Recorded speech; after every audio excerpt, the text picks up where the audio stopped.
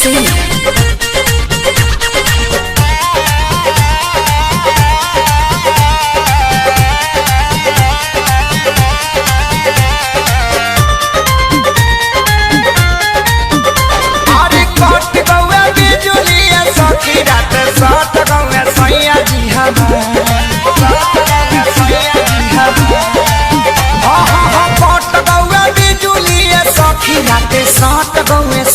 जी हमार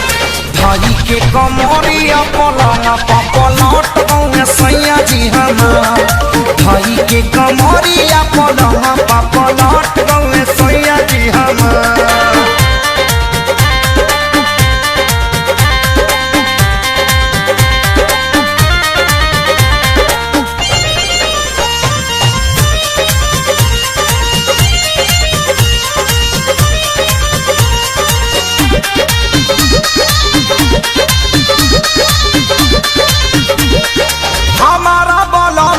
के कुछ ना बुझाई उनका दीवाल दर्द भीले टटाइल उनका दीवाल दर्द भीले टटाइल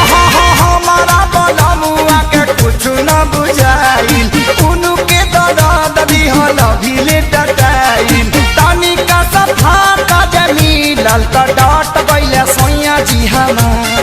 तनिका सफा का जमीलल त डट गइले सैया जी हमार भाई के कमरिया पलंग पलट गइले सैया जी हमार भाई के कमरिया पलंग पलट गइले सैया जी हमार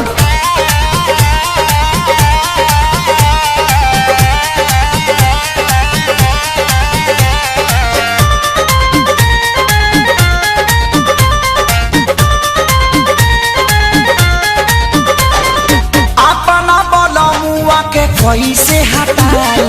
मन करे लगे बिछाई चटाई मन करे लगे बिछाई चटाई हो अपना बलमुआ के कैसे हटाई मन करे लगे बिछाई चटाई हो खतरा जरिया झट से हट गए सैया जी हमार हो खतरा जरिया झट से हट गए सैया जी हमार भाई के कमरिया पलंग पलट गए सैया जी हमार भाई के कमरिया पलंग पलट गए सैया जी हमार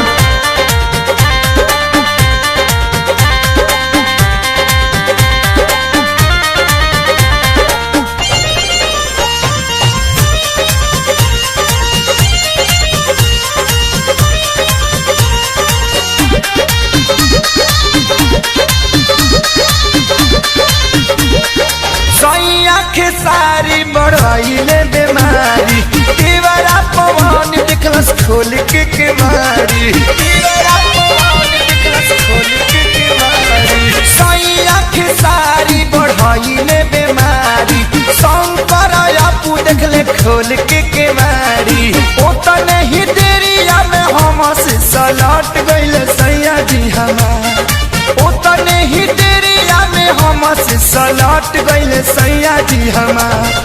भाई के कमरिया पलंग पलट गइले सैया जी हमार भाई के कमरिया पलंग पलट गइले सैया जी हमार पट गौआ बिजुलिए सखी राते सट गौए सैया जी हमार भाई के कमरिया पलंग पलट गौए सैया जी हमार भाई के कमरिया पलंग